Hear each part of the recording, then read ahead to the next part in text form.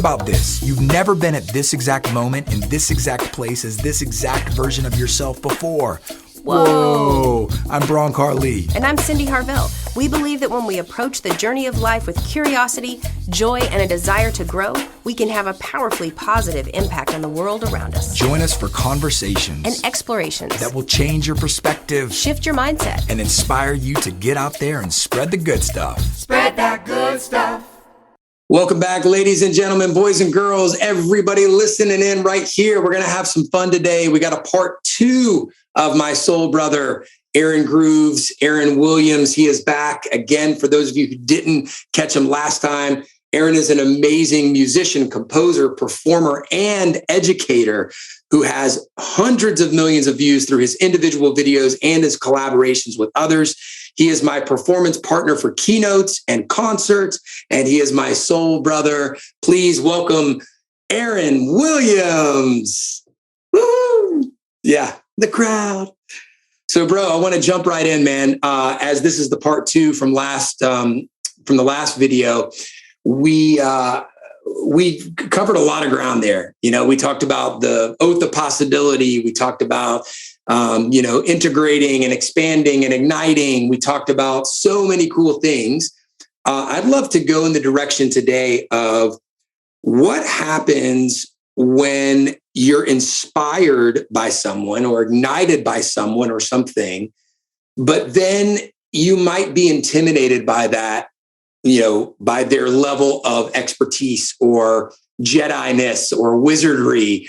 And, kind of like the way I look at it is, I know for myself, sometimes when I see somebody who is like, just so good at something or so amazing, whatever it is, speaking or performing or, playing music or cooking or whatever the thing is, there's kind of a choice that I have to make. Either I can be engaged in the comparison syndrome where I might compare myself to them and say, I'm not as good as them. How could I ever do that? Or I then shift into a place where I'm asking questions of curiosity. So it's comparison or curiosity. And then I know that once I get into that expansive state of curiosity, I can ask those curious questions. What would happen if? I wonder if I could do that, things like that. But I would love to hear your thoughts and your input on this moment of when we get inspired or ignited by the possibility of what someone else is doing or how they're being. How can we choose the healthy thing there to really explore that and expand into it? Yeah, well, first, thanks for having me back. Very excited. Last time was a lot of fun, and I'm excited for this follow-up. That's such a great question and a great observation, because I think it's kind of natural to have a little bit of that in almost every situation, probably even a little bit healthy to have a little bit of that, because it means you're deeply reflecting on your capabilities and you're evaluating whether or not you think you could do that. And what if your evaluation tells you, whether it's correct or incorrect, what if your evaluation tells you, I can't do that, but I'm still clearly impacted by what I'm seeing or what I'm perceiving right now? What do you do with that information or with that false or possibly accurate narrative? And I just remembered while you were speaking about this, that I used to be in that mindset a lot, even though I was ignited, for example, about percussion when I was younger, the first big thing that I really dived into and where I learned how to learn. Even though I was really ignited, I had moments of doubt the entire way. I was constantly comparing myself to other marimbas. I had this goal of trying to become the best marimbist. And not until pretty far into my journey did I realize that, and maybe this is just my own mental gymnastics, but I think that this is really the way the world works. We are each individuals. No one is going to be the same as someone else. Even if you try your best to clone someone else's skill set, you're never going to do it. So if that's your goal, you've already set off in the wrong direction. But what I realized is that there is no such thing as the best marimbist. And for me, that totally opened up my world, because suddenly I didn't feel like I had to be able to play this Debussy piece the way that marimbas played that Debussy piece. I can put my own musical interpretation into it. Or the most recent version of this for me is in the world of speaking. as you and I have ventured into not only making music together and making music for audiences, but also speaking to audiences. And I've been standing next to you on stage, and you've really been passionate about speaking for all of these years. And I haven't really, even though I've been educating and facilitating, I haven't really focused on the skills of public speaking or really thought about how I would organize or encapsulate certain ideas and present them to an audience. So for me, there was a lot of that when we first started speaking together. And I'm sure you remember it clearly. It's still there a little bit, but now I was finally able to get past that initial hump of I'll never be as good of a speaker as Bronkar. Because now what I think is the opposite of that. I think, well, what kind of a speaker would I be if I had those skills? Because I would not be the same speaker as Bronkar. I would be something totally different. And now what I always think is, what does that ultimate speaker Aaron even look like? I mean, what are the possibilities there? What would I look like what could I look like as a speaker in 5 years? Whoa, talk about expanding the mind. When I think like that, suddenly it makes things a lot more expansive and open and more exciting. So for the listeners at home, maybe you watched that last podcast. If you haven't, you should check it out just to get this reference. But maybe you watched that last podcast and some of the ideas you were thinking to yourself, yeah, this is all great and it's exciting and I love these ideas, but I'm not going to go out and be a public speaker. I'm not going to be the manager. I just really love my job. I'm happy the way I am. I don't need to embrace any of these things, but they're still fun. So maybe there's a little resistance there. Perhaps you could just ask yourself the simple question, what would happen if I did incorporate a little bit of this skill set? Or what would happen if I just reflected for a moment on the way I communicate? Not necessarily trying to change anything, but just taking a moment to reflect on how I communicate. And then maybe asking the question, is there something that I would like to change about the way I communicate? Or is there something I could learn a little bit more on? Or is there something I would like to do a little bit differently? And these are not really big life-changing questions, but just enough to really get you to reflect. And maybe you'll find something that you do want to change or work on or integrate. And those are the kinds of questions that I ask now. And it's starting to become intuitive. So that's why I say when you mentioned it, it reminded me, right? That's part of the oath of possibility, reminding of things that we've forgotten. Because I forget. You practice something, it gets better, your mindset changes, and then you go on. And then that's just part of the new you. But you forget that at one point, that was not you at all. You had to get to that point before it became intuitive. And then you forgot that you just do this all the time now. But at one point, you did not do it that way. And it's really important to take the time to reflect on things and to actually carve out that time. And we call that, permission to pause. It's pause the music because the external world can be so loud and so fast and so intense. Pause the music, listen within, adjust your tuning or ask good questions or questions of curiosity, and then press play again. So it's about creating that space, consciously creating that space to have the eye of the storm moment and reflect back. And that's so important. And that is a great reminder inside of the oath of possibility, as you referenced, to remember things you may have forgotten. And so, and just as a quick reference point for everybody listening, the oath of possibility is something that Aaron and I recite on a daily basis. And every time when we give a keynote experience or a concert experience, we recite this with the audience. And the oath of possibility is, my life is a journey. I've never been at this exact place, at this exact moment, as this exact version of myself before. Today, I give myself permission to explore, to be curious, to receive old information from a new perspective, to receive new information with an open mind, and to be reminded of things I may have forgotten. And so that's what Aaron's referencing there, what you're referencing there, bro. And that's such a great thing, because remembering those things and taking that time to give ourselves permission to pause, to reflect on the changes we've made and how we've upgraded, hopefully, is so important. And one thing that can help us to remember that is the quality people that we surround ourselves with.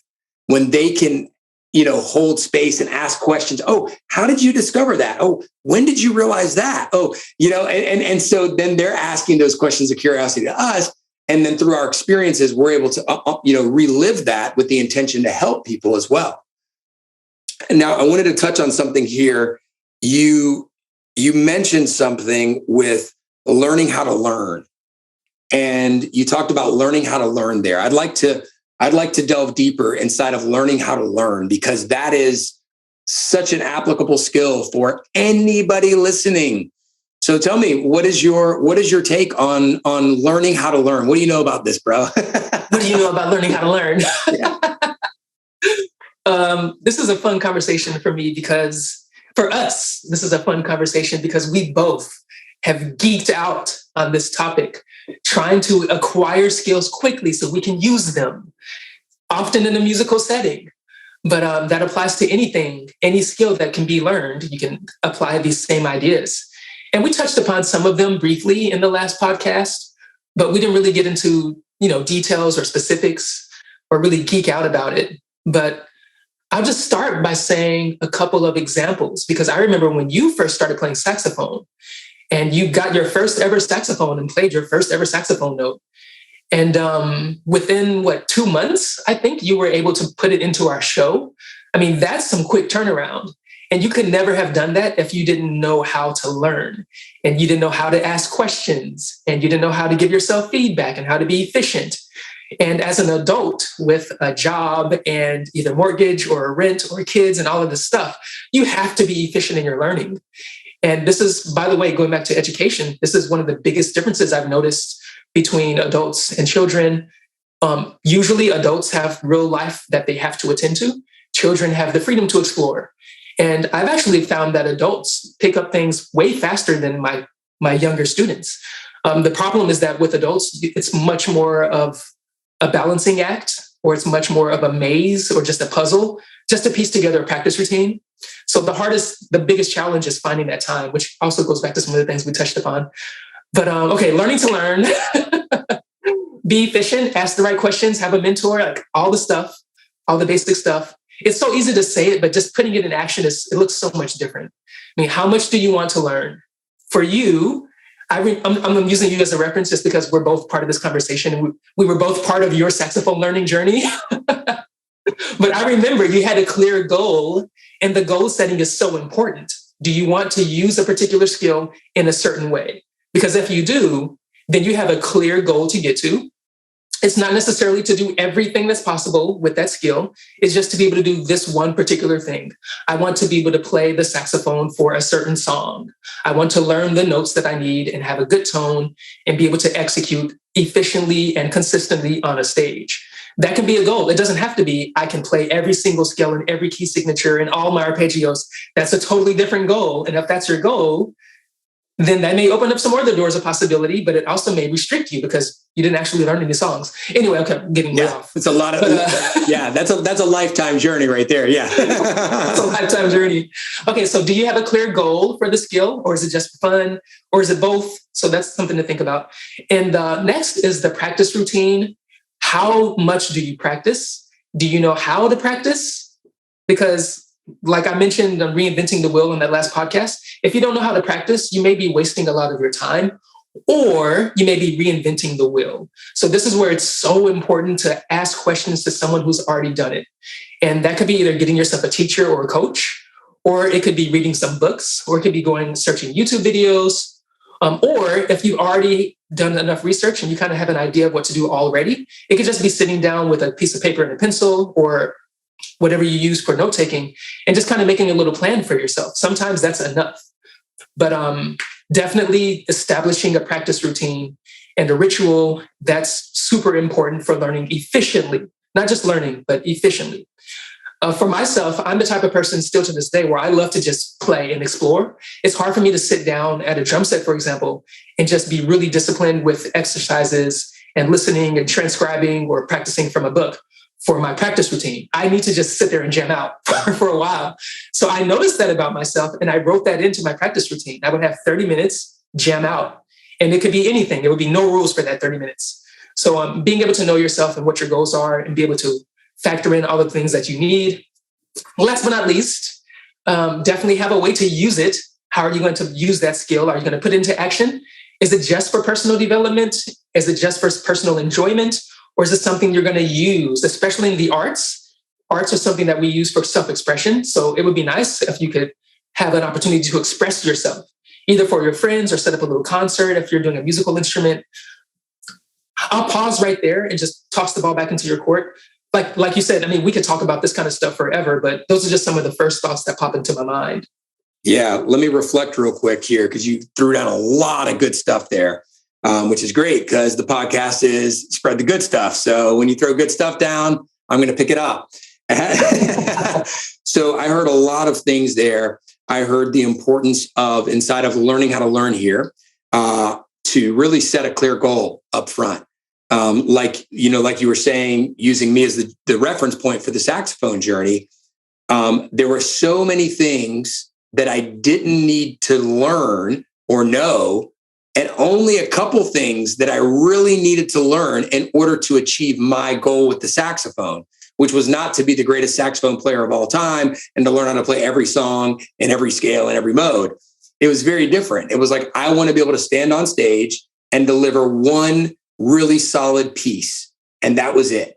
And so these are the few scales that I need to learn. These are the few practice routines, et cetera, to get there. So it's about getting clear on not only what you want to achieve, but also what you don't need right now. And then what that does is it gives us the ability to then go for that goal. And then when we hit that goal, if we hit that goal, then we can choose to say, oh, now I'd like to expand it more. And I'd like to, now that I got this thing down and I hit that checkpoint in that 3-month period of time or whatever, now I want to explore this whole realm over here. But then we get to upgrade and update that agreement with ourselves and that skill. And so it's constantly being refreshed instead of having the bodacious goal of, I want to do everything all the time. It's like, no, I'm going to choose this one thing. You know what I'm saying?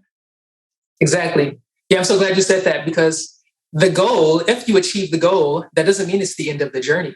It could be, but it rarely is. And the people who really get the most enjoyment are the people that never have an end to the journey. It just keeps evolving and new goals come and new goals pass.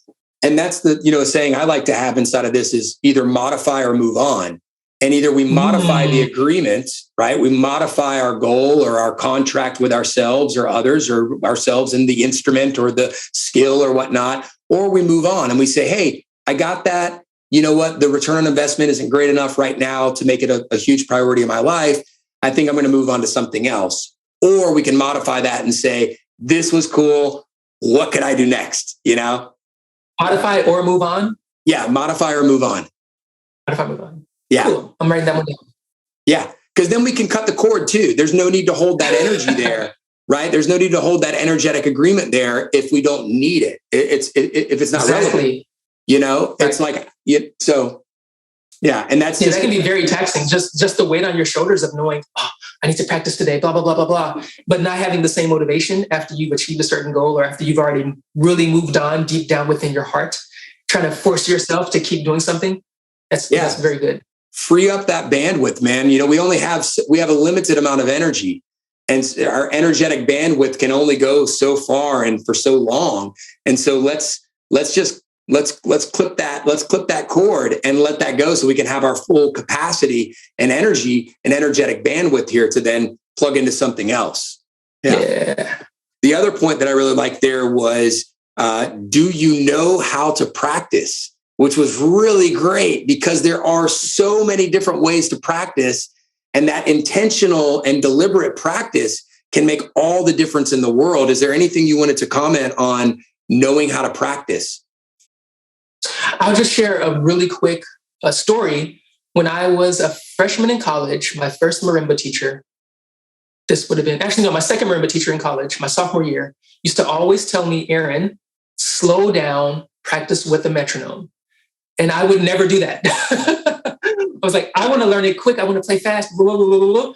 One day, I finally decided to take his advice. I set a metronome at less than half the tempo, less than half the target tempo. I sat there. The big clock tower on the campus was in the distance. And I just went through it, left hand, super slow, painfully slow, so boring. But I wasn't missing any notes because it was so slow that I could actually keep up. I worked on the right hand. I finally put them together. This was maybe 45 minutes went by for me to just get through the song one time. And this was only half a page of music. I wasn't even doing the entire song. I was just doing this one half a page with the left hand and the right hand and both hands together. It took me over 45 minutes to get them put together. And right before I went to lunch, I said, okay, I have to play this up tempo once just to see how it feels before I go to lunch. And everything came out effortlessly. And I was like, oh, he was right. I sent him an email and gave him a phone call before I went to lunch, because I was like, this actually works. Slowing it down, playing it at a tempo that you can achieve, and just letting your brain absorb at that slower tempo, it actually works. He's like, I know, I've been telling you literally for over a year. So to him, it was like, I know it works. That's why I told you. But me, it was like, whoa, this works. So that's why it's so important to check in with someone who's been there, who really knows what they're doing, and to take their advice. Yeah. Don't just listen, actually take their advice, no matter how difficult or out of your comfort zone it may be. Which is what you said there about the coach and mentor, which was really important. But as a reminder to everybody here, like the importance of slowing down so that you can allow your brain to absorb it. I mean, that's really big, because I think in our society, generally speaking, we have an information inundation. We have an information overload, and it's so much information coming at us. But what we're really oftentimes lacking is the integration of that information. And so one saying that I like to put on the forefront of my mental search engine is less information, more integration. So I'm making a conscious choice to switch things off and say, I'm not open. I have no bandwidth to receive more information. I need to actually do something with that information that I received. I need to put it into practice. I need to actually implement it now. Yeah, just one other thought about the importance of having a coach and what that can do for you is that, and this is also the difference between a good coach and someone that knows the information but doesn't necessarily have the best tools and guiding you through the process. Because I tell my students all the time, it doesn't matter how fast you're playing. If you keep practicing it quickly, but you're making mistakes, your brain is going to get used to making mistakes at that exact moment, at that exact time, every single time. If you slow it down, your brain is still getting the repetitions, but suddenly it's getting good repetitions. And it doesn't matter the tempo. Your brain just needs the information in a certain order. That's the way humans learn. So having a mentor that can take you through that process, not just tell you slow down, but actually show you how to slow down, tell you that you need to set the metronome at XYZ tempo, or demonstrate on the marimba like my marimba professor did, all these different ways to learn a marimba piece. So you may have to experiment and explore a few different coaches. Or if you can't afford the coach that you want, still ask questions. There might be a way for you to get some of that information. But as one more example of this, I recently decided that in my piano journey, I wanted to get more information from expert pianists. So I started taking lessons from some friends, from professional jazz pianists. I had one lesson with this amazing pianist. He's toured the world with all kinds of people. He plays all styles, all genres. He's a beast. So I took a lesson with him. He gave me so much information. I had a page full of notes. At the end of the lesson, I walked away feeling like, well, I mean, this is great, but I have no idea how to actually integrate any of this, because the entire hour of lesson was just information. And not one point did he ask me, Aaron, can you play this? Can you try this? Let me hear you do X, Y, Z, and then let me give you feedback. He didn't actually help me integrate anything or give me any tools for how to put it into practice. So I realized that, and that's really important, to find a coach that not only gives you the information, but make sure you know how to use it and how to integrate it. So that's just one other important thing about the coach. That is powerful. I really, really, really love that. And I also wanted to touch on one thing here, because you referenced metronome several times. And for some people listening, that might be a foreign word. So basically, a metronome is a timekeeping device that helps us to play in rhythm with whatever skill we're cultivating inside of music. So whatever instrument we're learning. And there is, not only is there a metronome for playing music, but there's a metronome for life. It's called a clock. And we all keep time on this clock. And there's 60 seconds per minute, right? And we know that there's 24 hours in the day. And we know that there's 7 days in the week. And we know that there's, approximately 30 days in a month. And we have all these different cycles to life.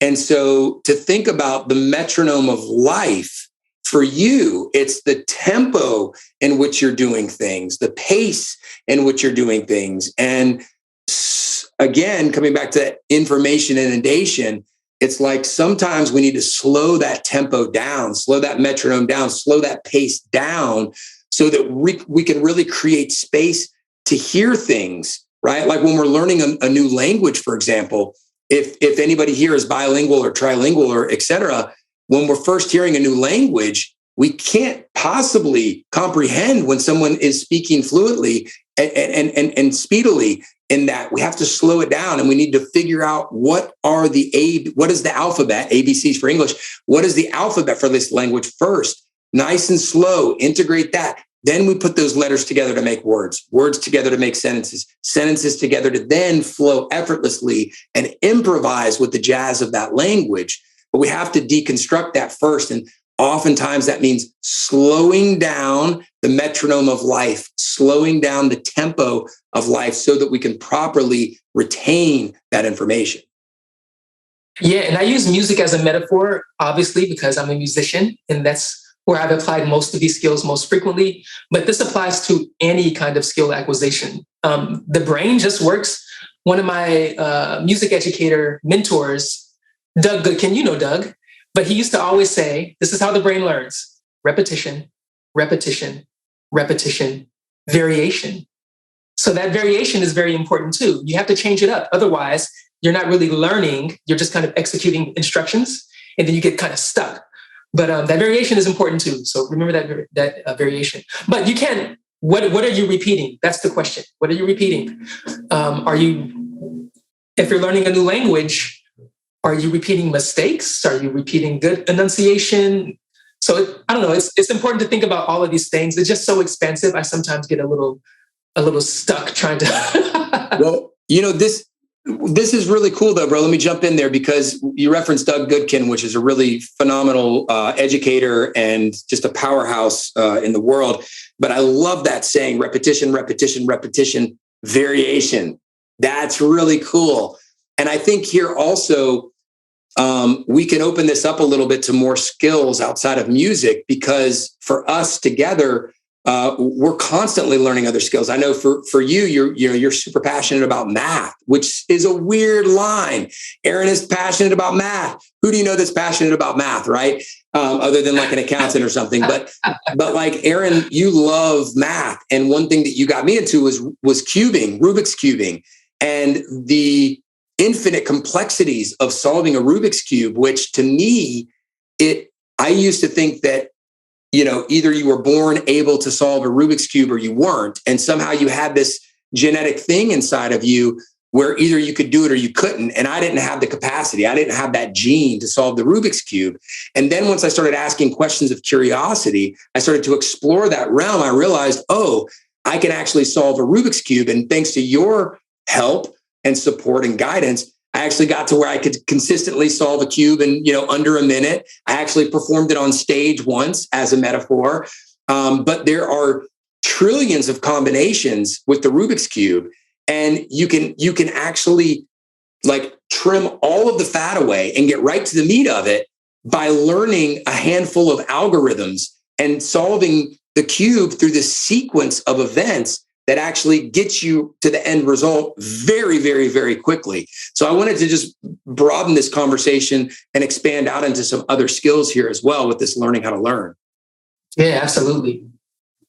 Yeah, the Rubik's Cube is a unique one too, because like you said, a lot of people have this perception of it as being this really sophisticated mathematical thing that only a select few people will ever achieve.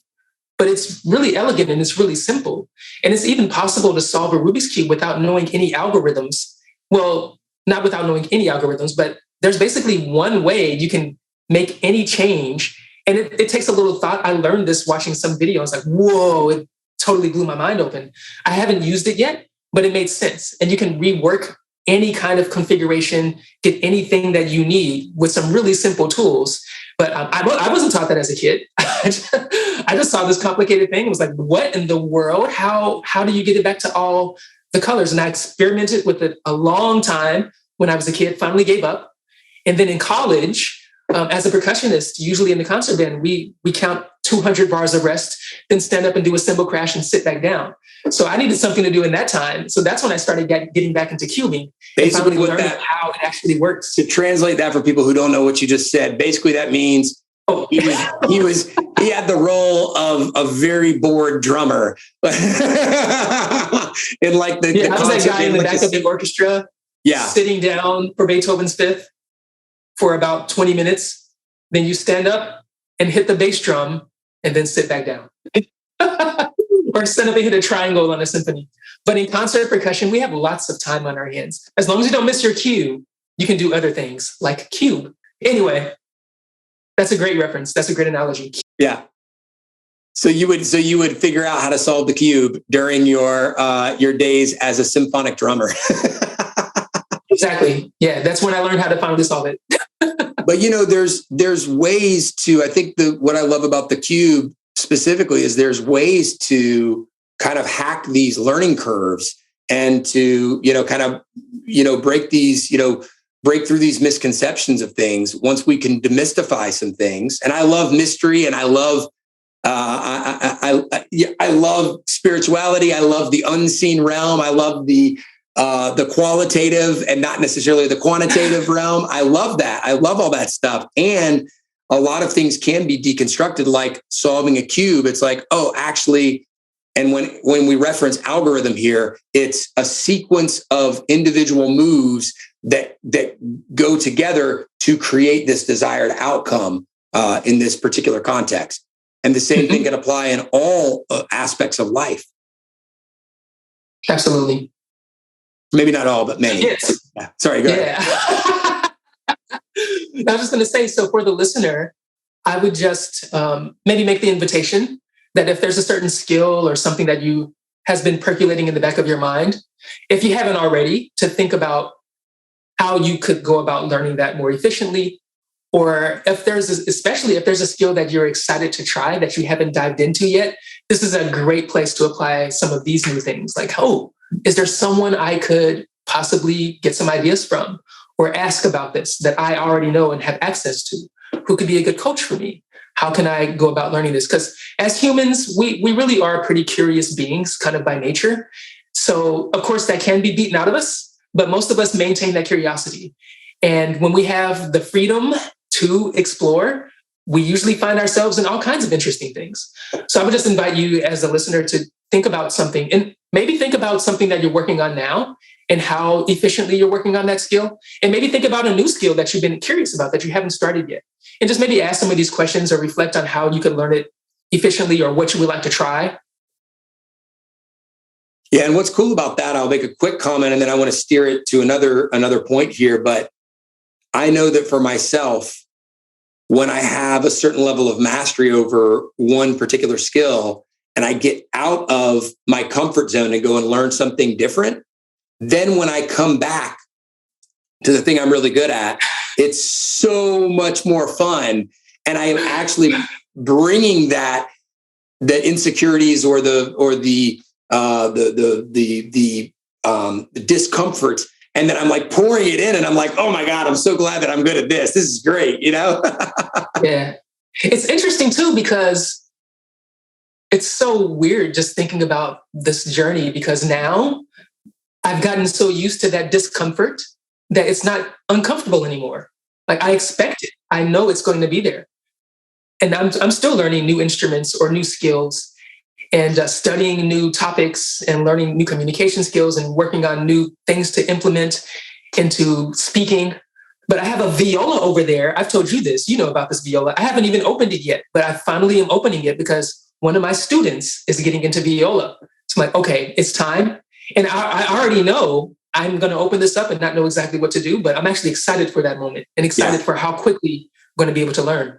Which is going to be really exciting. So for the people listening, how do you deal with failure though, and mistakes or mistakes? Because this is an essential part here. And you talked about that discomfort. And now you said something like you've gotten so, comfortable embracing that discomfort, so to speak, that, it's kind of second nature now. And you're still doing it like with viola, like you said, or with public speaking or, different skills. Let's just speak to that a little bit about the importance of how we deal with failure or mistakes. Yeah, there's a couple of thoughts. The biggest one right now has been kind of a recurring theme, which is for myself and for my students, is to be kind to yourself. And I tell my students this all the time. I tell myself this all the time. Be kind to yourself, forgive yourself, Accept that you're a human. You're going to make mistakes. There's nothing you can do about it. The question is, what happens when you make those mistakes? That's really the big moment. A mistake is going to happen. You can guarantee this because we're human. That's just the way we work. We don't get it perfect on the first try. So when a mistake happens, how do you handle it? This is where you separate the progress from the regress. Do you get upset about it? Do you beat yourself up? And with kids, I've seen them literally hit themselves. I saw a girl smack herself in the head with a recorder because she didn't get the thing right. At first, I thought she was just joking, but then I noticed that it was a habit. She was actually hitting herself every time she made a mistake. And there wasn't a joke about it. She was just really frustrated and she beat up on herself. But I see this all the time. I used to see it in myself. So getting to that place where you can forgive yourself is really the first step, because without that, you're not going to be able to take advantage of the next step, which is to maximize those mistakes. Reflect on that mistake. What is that mistake telling you? Every mistake is really a little mini lesson. And if you can take as much information from that little lesson or that little mistake as you can maximize what you get out of it. And then you can be way more efficient in your learning and your integration. So for example, if I miss a note on the viola, I don't just say, oh, I missed a note and then try it again. I say, oh, I missed a note. Why did I miss that note? And then I have to do this kind of scientific deconstruction process. Well, how's my posture? Where is this angle of the bow hand? Is my finger right? Why did I miss that note? Just why did you miss that note can lead to so many questions rather than just, oh, I missed a note. Let's try again. So first, forgive yourself. Second, ask where the mistake was, why it happened, how it happened, and really be intentional about trying to maximize every little bit of information you can get from that little mistake. Yeah. And then finally, the last, always 3-step processes for me are really good for my brain. Yeah. But the last step for me is just to think, what are you going to do differently the next time? If you don't think what you're going to do differently the next time, there's a higher probability that you'll make the same mistake again. So first, be forgiving so you don't get stuck. And then you can actually open yourself to learning from the mistake. Second, why did the mistake happen? What went wrong? How can you improve? Which is the third step, which is what are you going to do differently next time? And an exercise that I do with myself and I have my students do is before we do another run of, especially when I'm working with a group of people, not just in music, but in life, when I'm working with a group of people, before we do the thing again, we always get together and I ask them, and if I'm not in a leadership position, I just ask myself, before we do this thing again, okay, we're about to do it again. Think of at least one thing you want to incorporate this time. Maybe it's just fixing one little thing here. Maybe it's fixing one little thing there. Maybe it's doing one little bitty thing different. But just think of one thing that you're going to improve, because for my brain, I can't focus on multiple things trying to fix at the same time, which is the reason why when I see teachers tell a person, okay, first, fix your posture, make sure your fingers are curved, really make sure you have the right spacing between your fingers, make sure you're catching that middle C. That's middle C, the line below the treble clef. Remember that one? I see people throwing all this information at a student like, wait a minute, they're not going to get any of that. They're going to totally fail. One thing at a time. I could talk about this forever, of course, but let me stop there and just throw the ball back at you. One thing at a time. That was great, bro. It really brought it into perspective for me, because a skill that I'm currently working on is a newer sport called disc golf. And I just picked up disc golf, and it's really cool for many reasons. It serves me personally because I'm able to be outside. I'm able to get my exercise. I'm communing with nature. I get to connect with one of my personal mentors, my good friend, Dan Thurman.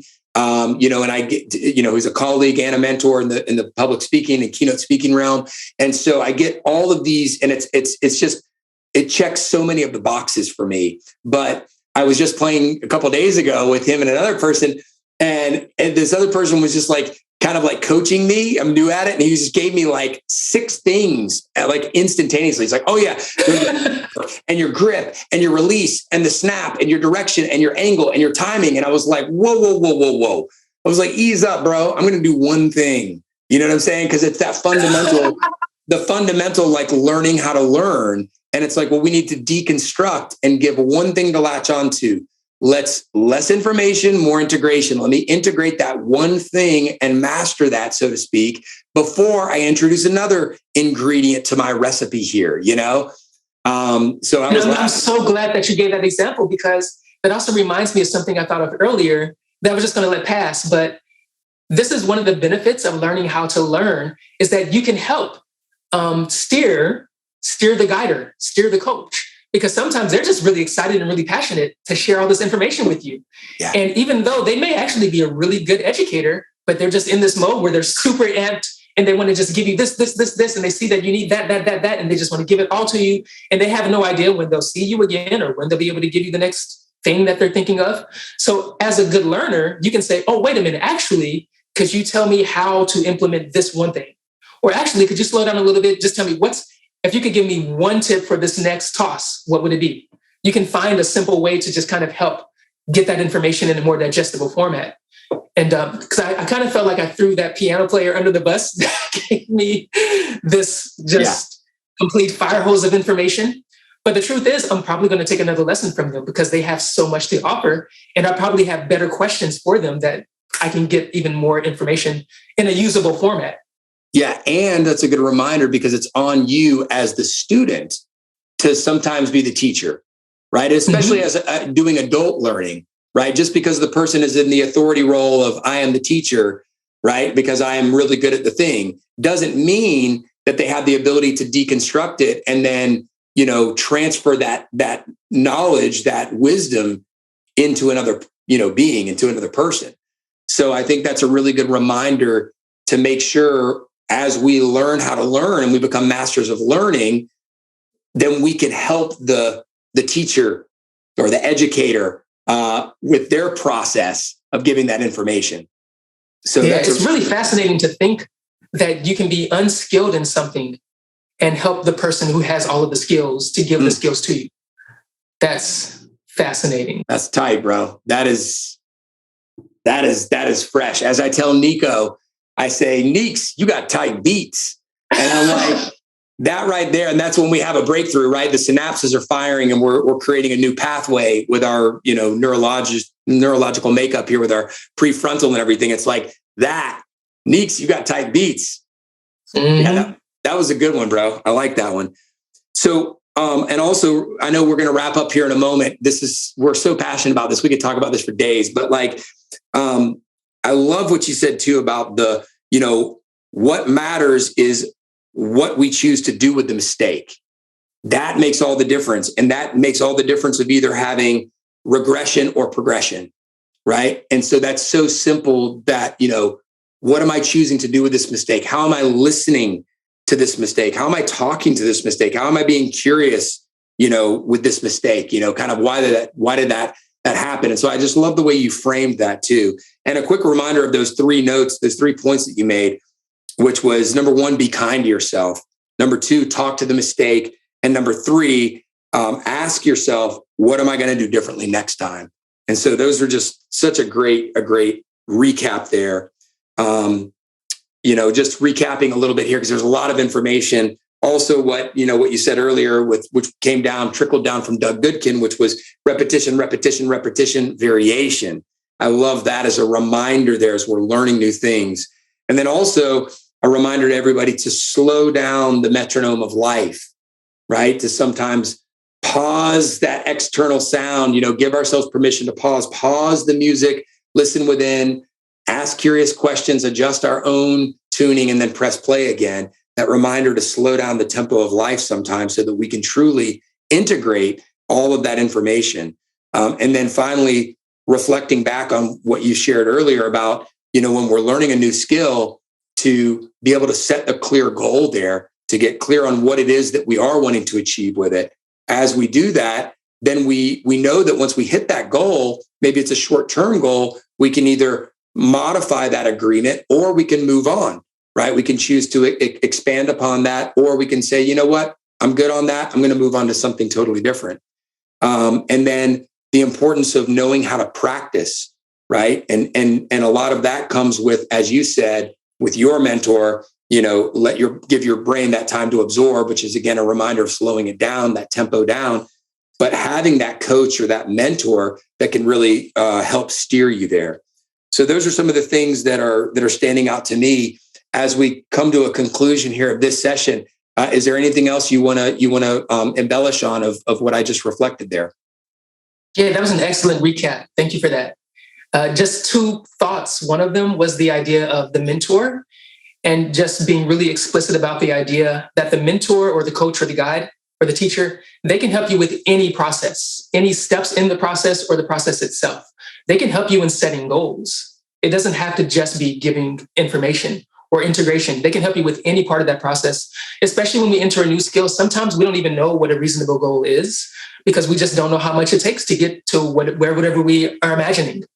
Or maybe we don't know how quickly we learn or how slowly we learn. So I think of this because I remember wanting to learn how to do force bounce juggling from you. And I also wanted to learn club juggling from you and all of these different things. And you gave me a few tips. And sometimes you would say something, I'd be like, really? You don't think I could achieve this within 30 days? And then I'd be like, well, I'm going to try it anyway. I remember with the 5 clubs, trying to get 5 clubs running.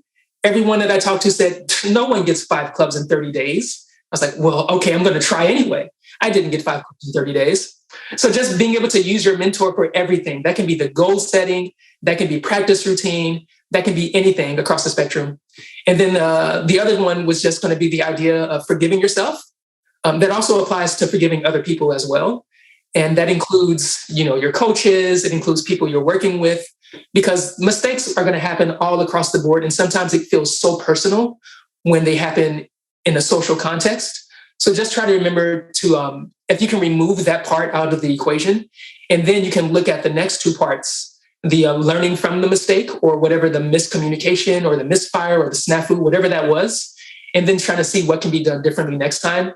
That can just help with a lot of other contexts, not just learning a new skill. Yeah. Yeah. And that reminded me of something really there. I love everything you just shared. And certainly having the coach there or the mentor there that can help steer you to give you like a realistic quote unquote goal of something that you can achieve. As you were referencing the juggling thing there, for the listeners who don't understand juggling, basically manipulating 5 clubs is a really high level skill. And you would, that's pretty much for, pros or really serious jugglers. And if a juggler could be serious, but it's a really high level. And where Aaron was coming in and attempting that, his level was pretty low. 0. It was pretty low. He had a little bit of skill, but going from 0 to 500 miles an hour, you were basically trying to operate like an airplane, but it's like, you got a Fred Flintstone car. And it's like, hold up, bro. Like, there's a lot of things we need to build here so that you have a solid foundation so that you can actually get this thing up in the air, like wings and an engine that can push it. And you know what I'm saying? It's like, we got some stuff to build here before we can get up there. So having that kind of reality checklist, right, together there can often be very valuable. And that can come from a mentor or a coach. Very valuable. Yeah. I did get close though. I could at least flash 5, which is this 1, 2, 3, 4, 5, catch. But I just couldn't keep going, sustain it. Anyway, yeah, that was fun. I have to get back into that. Yeah. Yeah. So, bro, and again, we could talk for days on this. I want to throw this one thing in here, which is something that we use here, at the Good Stuff Network, which is we say we're a 5G network, and the 5G network is something that we use as a beacon every day. And at the beginning of every day, we kind of meditate or project or visualize these things and ask these questions. The 5 G's are, how am I going to grow today? So it's growth as number 1. How am I going to have grace today? Grace for myself and grace for others. What am I grateful for today? How am I living in gratitude today? How am I giving today? Maybe that's giving of information, giving of knowledge, giving of energy, giving of good stuff. And then the 5th G, which is the one that oftentimes gets overlooked, is giggles. How am I going to giggle today? How am I going to bring out giggles in others? So it's growth, grace, gratitude, giving, and giggles. And as we embrace that 5G network every day, that helps to align our mind, and we put that on the forefront of our mental search engine. And suddenly we're looking for ways to tap in to that 5G network. Yeah, I love that. The giggles is so important. I mean, that's really what it's all about, right? How you feel inside. If you're not getting some good feelings from it, then something's going wrong and everything else. Oh, also another thing I got from Doug Goodkin, he has these 3 H's that I heard him say. the head, the hearing, and the heart. Because a lot of times we get focused on listening in music or listening to our ensemble, and we get focused on the head, the intellectual process and all the skill acquisition. And sometimes we forget about the heart. Was it fun? Did you enjoy it? How did it feel? Yeah. Did it make you giggle? So, Yeah. I love it. All right, bro. As we wrap up here, how can the listeners here find you? Because I know there's some people that are vibing out and they're like loving what you're throwing down. They want to pick up more of it. How can people stay in touch with you, my man? Yeah, the easiest way is just Aaron Grooves. And that's my YouTube channel. I have some content on YouTube. And I have lots of plans to do more stuff online. But right now I've been really more focused just on teaching in my private studio and working on composition and stuff. But eventually I will expand outwards and start offering more information in through the interwebs. Yeah. But Aaron Grooves, AARONGROOVES. You can find me on YouTube. And thanks so much for that invitation. Yeah, brother. And also just for people here, Aaron and I do, as we mentioned earlier, we do perform together. We do keynotes and concerts and all types of stuff together. And so that's BronkarandAaron.com. So you can check out our stuff as well. So my man, it is such a delight and honor. It's always exciting with you as we walk through more and more doors of possibility together and continue to expand. So the feeling that I have is so much gratitude for you, bro, that you're in my life. So I love you, man, unconditionally. And same here. I can't thank you enough for having me. This has been fun. Giggles, heart, and a lot of everything. This is a blast. Thanks so much for having me. Yeah. And I think we hit all the 5 Gs here. I think we hit the 5 Gs right here. Yeah, we definitely did. Cool. I felt like I definitely grew. I'm very gracious. I felt like I had opportunities to give that I felt good about. I giggled, and I'm missing one. Gratitude. What am I missing? Gratitude. Yeah. Thank you. Yeah. All right. And thank you, everybody, for tuning in. This has been a lot of fun. I'm Bronkar. This is Aaron on the show. Thank you for being here with us.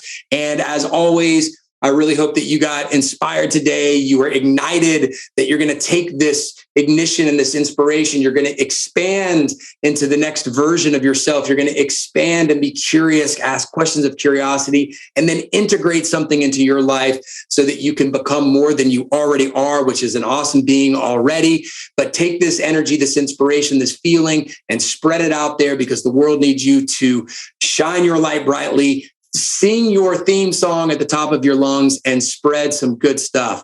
All right, my friends, have a great day. Thanks for listening to Spread the Good Stuff podcast. If you like what you're hearing, then join our community at spreadthegoodstuff.com/community. In addition to this podcast, the Good Stuff Network puts on group programs, live events, and retreats, all infused with music, meditations, laughter, and real authentic connections with amazing human beings. If you got some value today, do us a favor and spread the good stuff by sharing this podcast with your friends and family. Spread that good stuff.